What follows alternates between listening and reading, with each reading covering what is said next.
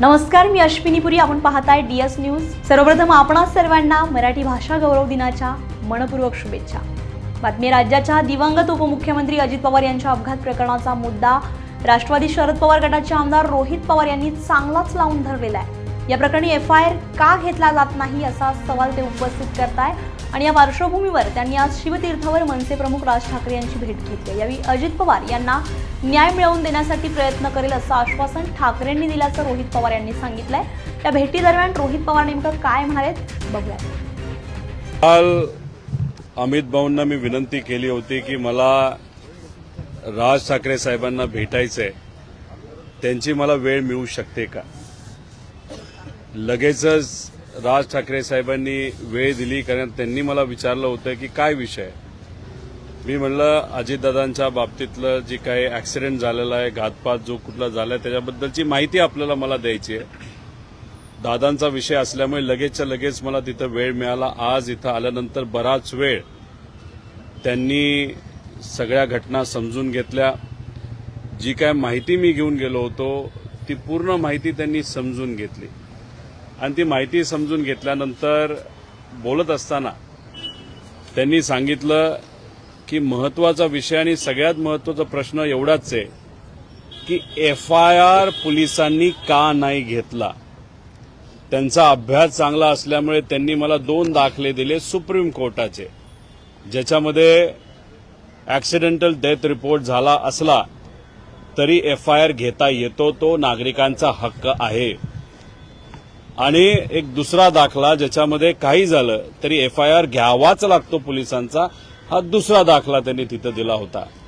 त्यामुळे त्यांनी एकच प्रश्न केला की या महाराष्ट्रामध्ये एका व्यक्तीचा, एका मोठ्या नेत्याचा, महाराष्ट्राच्या देशाचा नागरिकाचा जर FIRच होत नसेल तर ही अतिशय दुर्दैवी गोष्ट आहे.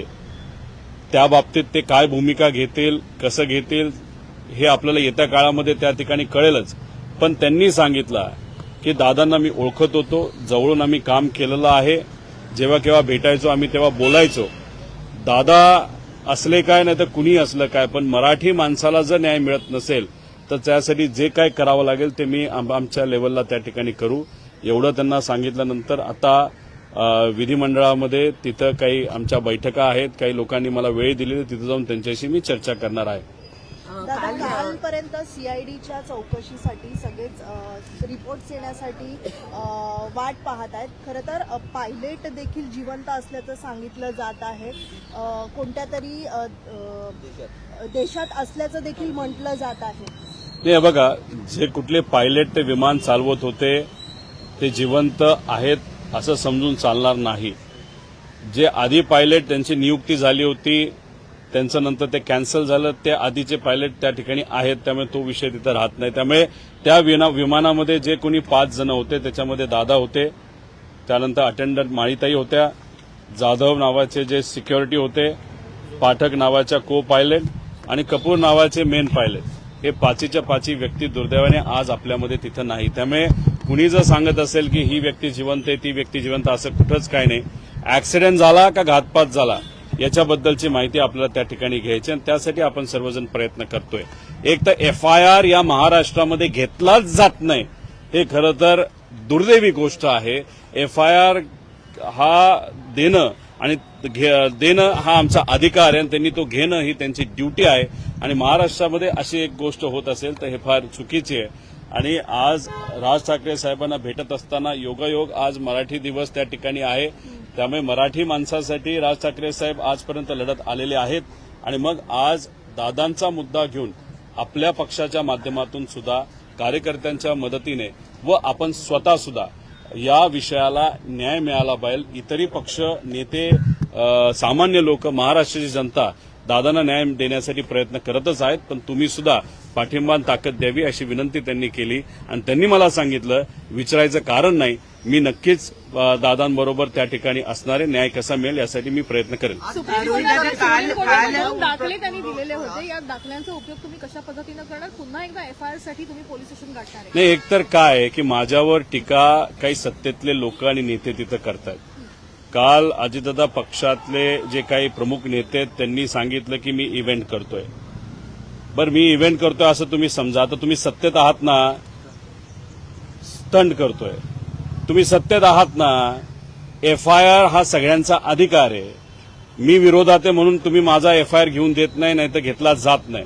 तुम्ही सत्तेत आहात ना, तुम्हाला काय माझ्याबद्दल वाटायचं वाटू द्या, मग सत्तेचा वापर करून तपास काय दिशेनं जातो हे आपण तात्पुरता बाजूला ठेवा. साधा एक FIR करून देण्यासाठी थोडीशी मदत तरी करा. भाषणं नुसती करत चाललेलं आहात तुम्ही. इथं आम्ही सर्वजण, महाराष्ट्रातील जनता, सर्व इतर पक्षातले लोक दादांना न्याय कसा मिळतील यासाठी प्रयत्न करतायत, आणि हे लोक मात्र भाषणाच्या माध्यमातून राजकीय टिप्पणी त्या ठिकाणी करत असतील. आणि दुर्दैव असं त्या भाषणामध्ये एक तर महाशय असे बोलले की म्हणजे नवीन पर्व त्या ठिकाणी सुरू झाले. अजित पर्व संपणारच नाही, कारण का लोकांच्या मनामध्ये दादांप्रती प्रेम आहे आणि ही घटना घडली त्याबाबतीत शंका आहे.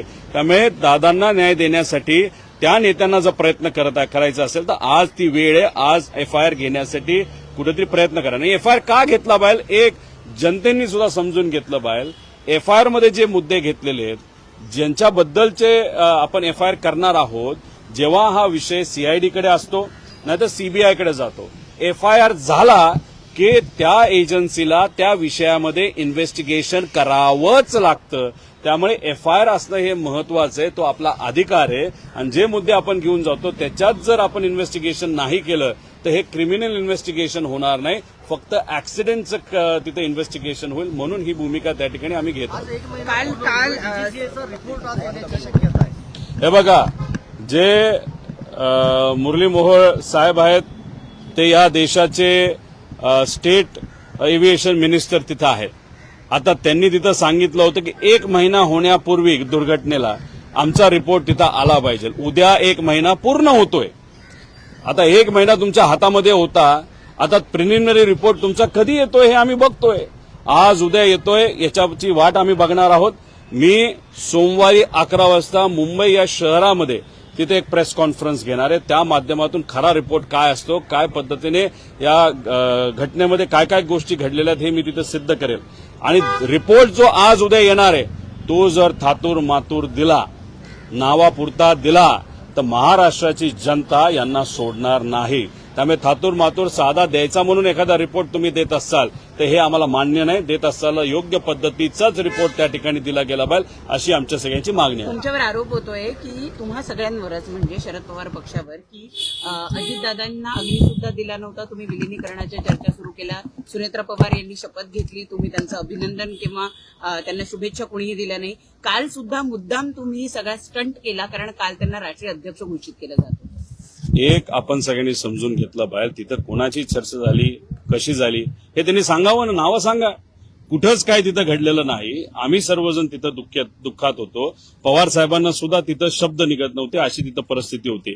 तुम्ही जर बघितलं असेल की दुसऱ्या दिवशी कुठेही अडचण होऊ नये, लोकांना अडचण होऊ नये, तिथं कुठंतरी दंगल उसळू नये म्हणून लोकांच्या हितासाठी तिथं पवार साहेबांनी स्टेटमेंट देत असताना पवार साहेब काय कॅमेराकडे बघून स्टेटमेंट दिलेलं नाही, त्यांना वाचावं लागलं. कारण का पवार साहेब इतके भावनिक झाले होते, त्यांना शब्द फुटत नव्हते, म्हणून त्यांना काही गोष्टी लिहून दिल्या, त्या वाचल्या. ही आमची परिस्थिती होती. आणि याच्यात तुम्ही आज राजकारण करत आहात. आता तुम्हीच बघून घ्या की गेल्या काही दिवसांमध्ये विलिनीकरण हे शब्द आम्ही जास्त वापरले का त्यांनी जास्त वापरलेत.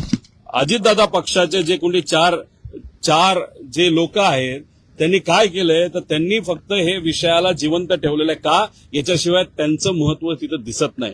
मला फक्त या नेत्यांना एवढंच सांगायचं, राजकारण तुम्ही करा, आम्ही आमच्या लेवलला करू, पण आता राजकारणाची वेळ नाही. पण तुम्ही तुमच्या पक्षामध्ये आज राष्ट्रीय अध्यक्ष कोण झाले, तर सुनेत्रा काकी झालेले आहेत. त्याच्याच बरोबर आज उपमुख्यमंत्री कोण आहेत, तर सुनेत्रा काकी आहेत. त्यामुळे तिथं वागत असताना स्टेजवर आणि इतर गोष्टीमध्ये जरा सांभाळून वागा, कारण महाराष्ट्र तिथं बघतोय. एक तर महिलांचा आदर ठेवणं हे महत्वाचं आहे. आणि दादांची वचक काय होती, दादांचं प्रेम कार्यकर्त्यांवर होतं, आमदारांवर होतं आणि महाराष्ट्रावर होतं. पण या जे काही 4 नेते आहेत त्यांचा वचक तर नक्कीच दादांचा तिथं होता. अहो काल आम्ही बघत असताना किती वाईट वाटलं. जायला जागा सुद्धा कुठं द्यायची तर ते नेते तिथे ठरवणार. कोणीतरी नेता काकींच्या खांद्यावर हात ठेवतो, कोणीतरी ओढतं, कोणी काय करतं. म्हणजे हे बघून महाराष्ट्राची जनता आम्हाला ह्या गोष्टी वाटत नाही. आता तुम्ही ह्याच्यात आम्ही राजकारण करतोय असं म्हणतोय, तुम्ही राजकारणाचा मुद्दा काढला म्हणून आता आम्ही भावनिक मुद्दा काढतो. त्यामुळे आमच्या काकींचा जो आदर आहे, कारण काकी मोठ्या नेत्या आहेत, त्या नक्कीच खूप चांगलं काम अजितदादांचं काम सारखं काम करतील असा आम्हाला विश्वास आहे. पण जरा सांभाळून वागा आणि सांभाळून त्या ठिकाणी बोला, एवढंच या ठिकाणी सांगतो. सुनेत्रा पवारांना काल माध्यमांशी काही बोलायचं होतं का, असं दिसलं का तुम्हाला त्या दृश्यांमधून? कारण त्यांना काही नेत्यांनी सांगितलं की पुढचं आम्ही बोलतो, अशी दृश्य सध्या नाही, मी माध्यमांवर फिरत आहेत. एक तर त्या सगळे भाषण कुठं ऐकले नाहीत. काकींचं भाषण मी ऐकलं, भाषण ते चांगलं होतं, त्यातून संदेश त्यांनी त्या ठिकाणी चांगला दिला. त्याच्या व्यतिरिक्त जे बाकीचे बोलले त्यांचं भाषण पूर्वी ऐकण्यासारखं नव्हतं आणि आजही ऐकण्यासारखं नाही. त्यात कंटेंटच नसतो, त्यात महत्वाचे मुद्दे सुद्धा त्या ठिकाणी नसतात. त्यामुळे मी काय त्यांचं भाषण ऐकलं नाही. नंतर काय घडलं हे मला तरी त्या ठिकाणी माहित नाही. पण एक आहे की सुनेत्रा काकी या सक्षम महिला आहेत, पवार परिवाराच्या एक घटक आहेत आणि मग त्याच्यात त्या प्रेस कॉन्फरन्सेसला सुद्धा समोर जाऊ शकतात.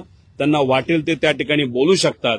जर कोणाला वाटत असेल की सुनेत्रा काकींना आपण कंट्रोल करू शकतो, दादांना कंट्रोल करता येत नव्हतं पण काकींना करता येईल, तर ते भ्रमात आहेत. थोड्या दिवसानंतर नक्कीच कळेल की ताकद काय असते आणि एक नेता कशा पद्धतीने पार्टी तिथं चालवत असतो. त्यामुळे ह्या 4 जे कुठले नेते आहेत त्यांनी थोडंसं सांभाळून राहावा, सांभाळून वागा, एवढंच या ठिकाणी सांगतो. काल बोलताना सुनेत्रा पवार असंही म्हणाल्या की दादांचं अर्धवट राहिलेलं स्वप्न मला पूर्ण करायचं आहे. काही अंदाज आहे कुठलं स्वप्न असेल?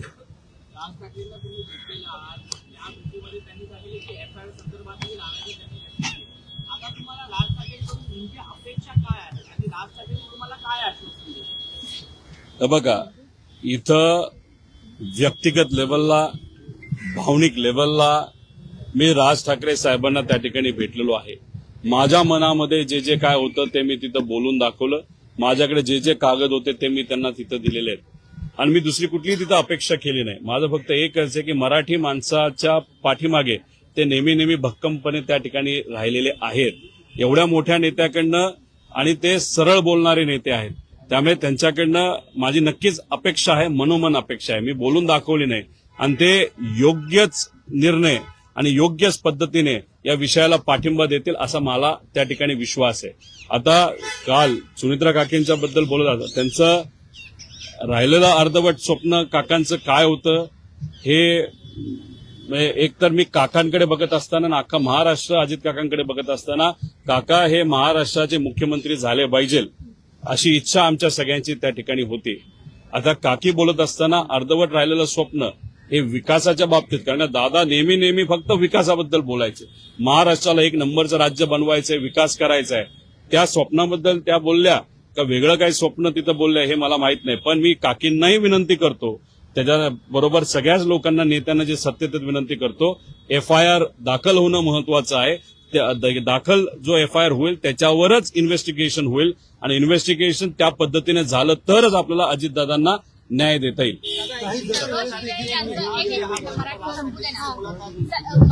सर, समाज माध्यमांवर आणखी एक व्हिडिओ व्हायरल होतोय, एक खूपच व्हायरल होते, काल झालं तर ऐकायला मिळतंय की अजितदादांकडे इतर नेत्यांना सामान्य कार्यकर्त्यांना आता बहिणींशी तरी संपर्क साधूया, त्यांच्याशी संवाद साधूया.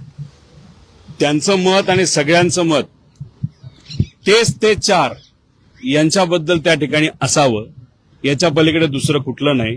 आणि एका महिला आमदारांनी ते बोलून दाखवलं, ते एका व्हिडिओवर आलं आणि ते लोकांपर्यंत पोहोचलं.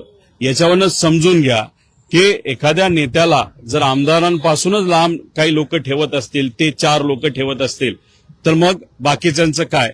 तरी दादा हे दादा असल्यामुळे त्या गोष्टी तशा होऊन देत नव्हते.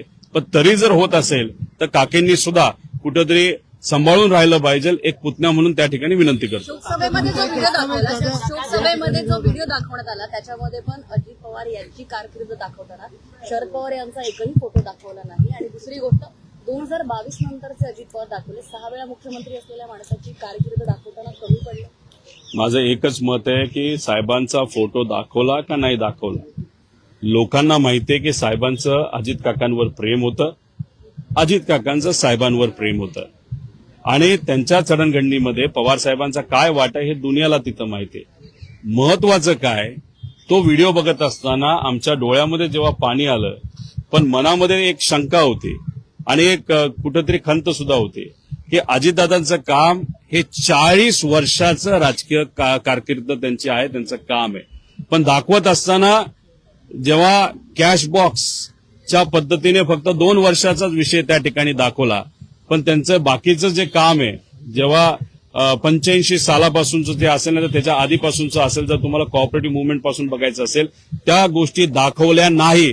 म्हणजे दादांचं एवढं मोठं कार्य असताना सुद्धा त्या व्हिडिओच्या माध्यमातून ते छोटंसं का दाखवण्याचा प्रयत्न त्या ठिकाणी केला गेला आणि फक्त 2 वर्षाच तिथं का दाखवलं गेलं, म्हणजे कुठंतरी एखाद्या एजन्सीनी काय केलं हे दाखवण्याचा ते प्रयत्न करत होते. कॅश बॉक्स जी कुठली एजन्सी असेल का दादांनी काय केलं हे दाखवायचा प्रयत्न ते करत होते. दादांचं जर खरंच त्यांना दाखवायचं झालं असतं तर कुठेतरी तो व्हिडिओ अजून मोठा आणि अजून चांगला होऊ शकला असता, एक दादांचा फॅन म्हणून आणि एक नागरिक म्हणून मला वाटतं.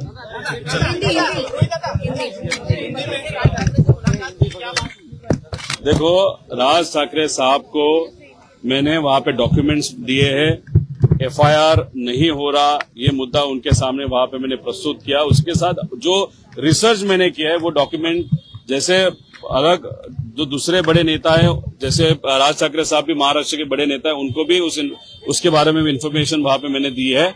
उनका कहना है कि एफआईआर होना ये किसी भी व्यक्ति का हक है.